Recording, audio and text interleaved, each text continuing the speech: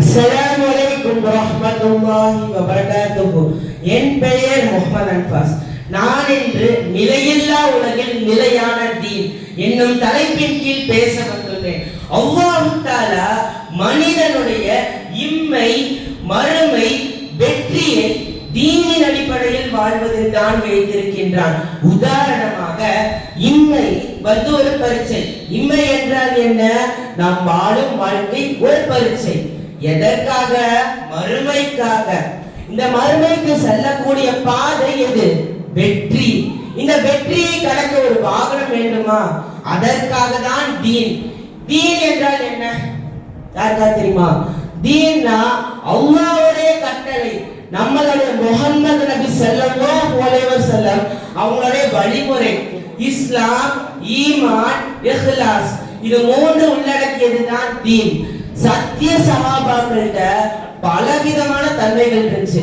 அதுல ஒரு சிலதாவது நம்மள்கிட்ட வந்துச்சுன்னா என்ன ஆகும்? தீன் அப்படிங்கிறது லேசாகும். எந்த அளவுக்கு லேசாகும்? அது ஒரு தினசரி பழக்கம். எந்த தினசரி? காலையில குளிக்கிறது, பல்லு தேய்க்கிறது, இதெல்லாம் நீங்க கஷ்டமாக சொல்லுவீங்க, ஒரு ஆனந்தத்தோட சொல்லுவீங்க. அந்த மாதிரி தீன் உங்க வாழ்க்கையில ஒரு லைஃப் சைக்கிள், ஒரு சுற்றளவா வந்துடும். இன்னைக்கு நான் சில விஷயங்கள் தீனை பத்தின சொல்ல போறேன்.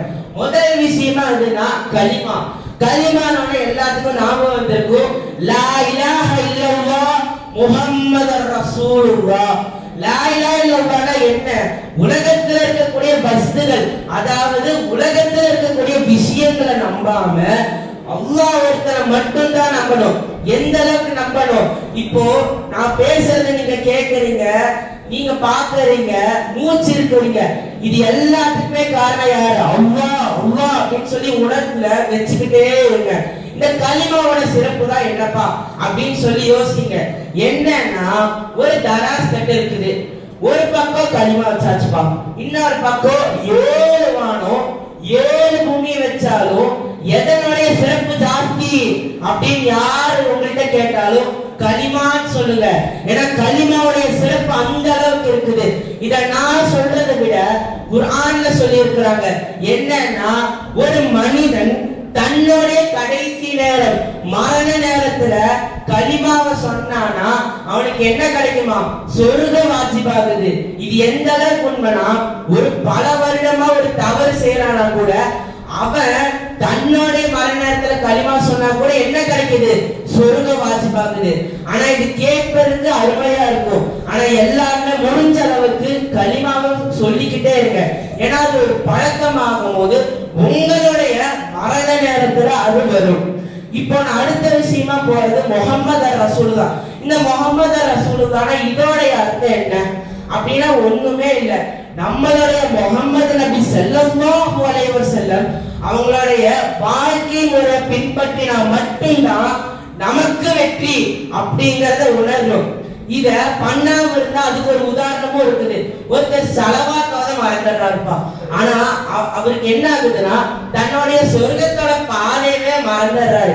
இந்த மாதிரி ஆளுங்களை நம்ம இருக்கக்கூடாது. அடுத்த விஷயமா போறது தொழுகை. தொழுகைனோட எல்லாத்துக்குமே நினைவு வந்திருக்கும்.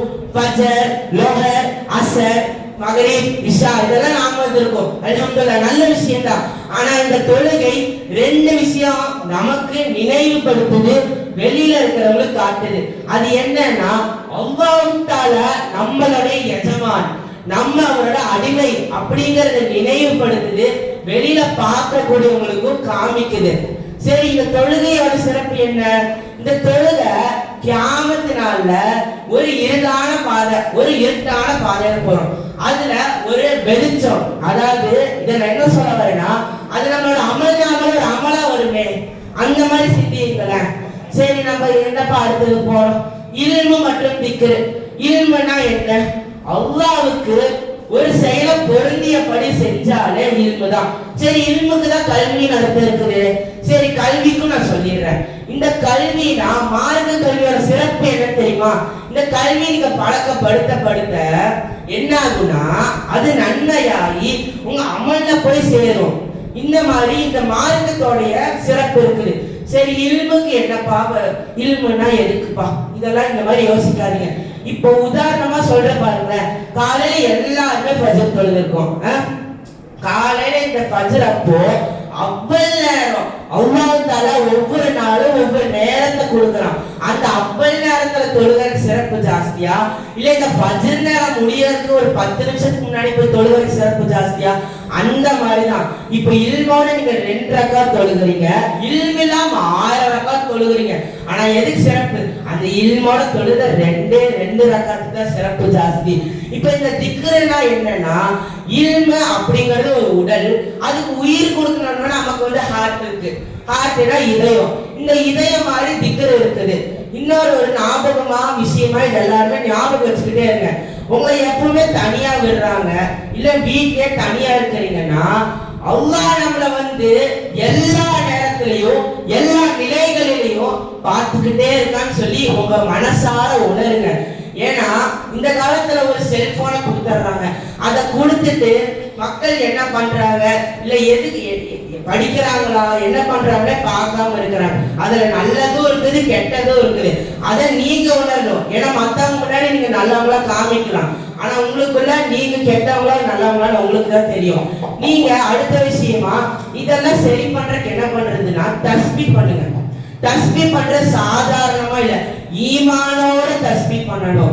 இந்த ஈமானோட தஸ்பீஹ் பண்ணா என்ன சிறப்பு அப்படின்னா, அல்லாஹ்வுடைய அரிசி அல்லாஹ்வுடைய நிழல்ல அது ஒரு சுத்தி சுத்தி ஒரு தேனி என்ன பண்ணும், தன்னுடைய கூட்டுக்கு போய் தேனை சேர்க்கும், பூல போய் தேனை உறிஞ்சு சேர்க்கும். அந்த மாதிரி சுத்தி சுத்தி அல்லாஹ்ட்ட போய் நம்மளை பத்தின நல்ல நினைவுகளை ஞாபகப்படுத்திக்கிட்டே இருக்கும். ஆனா நீங்க எல்லாரும் இந்த காலத்துல டஸ்பு மணியை பயன்படுத்துறீங்க. அதை விட எதுக்கு சிறப்பு ஜாஸ்தினா நம்மளுடைய விரல்கள்.